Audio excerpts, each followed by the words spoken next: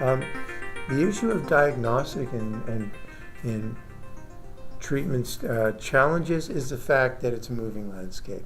If we actually, we were chatting on our drive up from Thunder Bay yesterday. We're all saying this is happening because our winters aren't so cold. Well, I don't know about you. This past winter was actually pretty cold. Maybe it wasn't quite as long, but it certainly was. We had cold weather for a period of time. Does that mean more ticks die? I don't know. I haven't spoken to any of my friends who are ticks. Does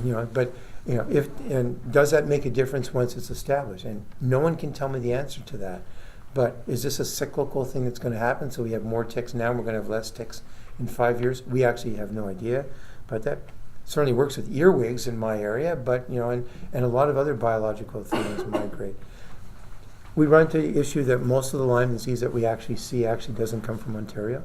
It's people coming to the States, people hiking in Virginia, people going to Martha's Vineyard or Cape Cod and those kind of areas in the east.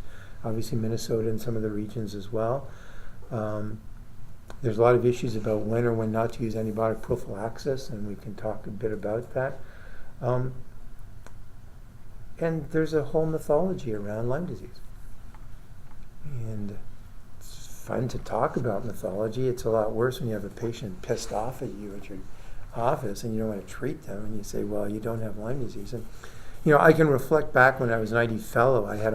I should have published it. I had a case series of people who had Pseudo Parasitosis. I don't know if you know what that is. It's people who basically are convinced that they have parasites. And I always remember this one patient telling me that their parasites were so small, that's why nobody can find them. And they actually brought me samples in, so I actually had a microscope. I put it out and said, well, actually this thing here, actually that's a piece of grass, and this here, that's a house fly and things like that. That's what they got out of their soaking their skin. And it's really hard when people have these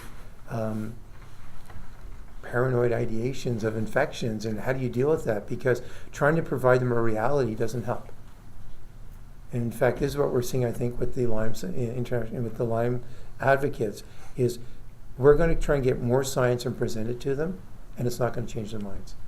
Because once people, this is very well known, it's cognitive dissonance. Once you have you're convinced about something and you've made a public statement about that, no evidence is going to make you change your mind. So that's just what we're dealing with, folks. So if you think it's going to get any better, it's not, okay? But the reality is, the pictures there. Can we get that little inside picture there off, maybe? Because that's better. So there's no question that the Lyme disease diagnosis is rising. So that's clear. But let's look at the bottom here. I think this. Sorry. Excellent. So I just think this is kind of interesting because so we're now up to 3 per 100,000, and Nova Scotia's higher, almost double. BC's got almost nothing, and yet there's a lot of people screaming, yelling about Lyme in BC. It's very rare. Compared that to the places like Connecticut or Massachusetts, where they're like 20 times the rates of Ontario, and then look at areas in Europe, Austria and Slovenia, where they're even 3 times that of the U.S. So we're hardly hitting the Richter scale, even though it's, and again, 3 per 100,000. What's the population of Northwest? 70. So that means 80,000. So based on this, we may have 2 cases. I mean, 6 cases last year. Okay. Oh, geez, you're going to blow the stats out of the water now. But that's our surveillance system, right? So that's just often the peak of the iceberg, and so we're. But just if you're looking at these numbers, you're still seeing relatively low numbers overall. And one of the things when we present is we try to say, okay, let's try and be realistic. Let's look at the advocates and what are the things that we can actually agree upon. So I think we can agree upon the fact that we need to have better data on the epidemiology and how it's spread of the disease. That we need to be pushing for prevention, and we need to try and follow the evolving science for diagnosis and prevention. If we can, improve diagnostic testing.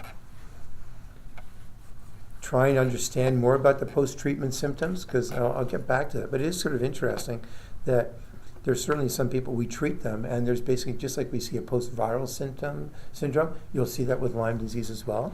And in fact, it's one of the things you see with the Lyme arthritis, So you treat a person who comes in with Lyme, they have some arthritis, you treat them for 2 weeks or 3 weeks, they seem to be getting better, from a symptoms complex, but they still have arthritis, or it seems to get worse another month later. And the question is that because the arthritis has been inadequately treated, or is this basically an inflammatory response? And so the general consensus, in the U.S., where they have a lot more experience with this, is okay, if you've treated them for 2 weeks, treat them for a month, because that would be appropriate for arthritis. And if that doesn't work, go to anti-inflammatory agents, because much of that is going to be inflammatory and, in fact, non-infectious. Again, putting that in the context of depending on who you're talking to, that can be very well received or not. And these are the things, obviously, we disagree on, is the fact of, what's the pathophysiology of persistent Lyme disease?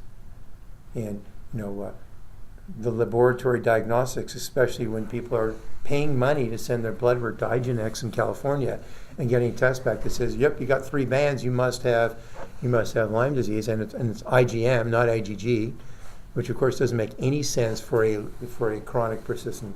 And, in fact, does chronic Lyme disease even exist? And keeping in mind that we were all expecting the Infectious Society of America guidelines to have been out last year, and they're still being held up because IDSA was actually sued by the Attorney General of Connecticut for the guidelines they had put out previously as being inadequate. Who has ever heard of a learned society sued by a government official?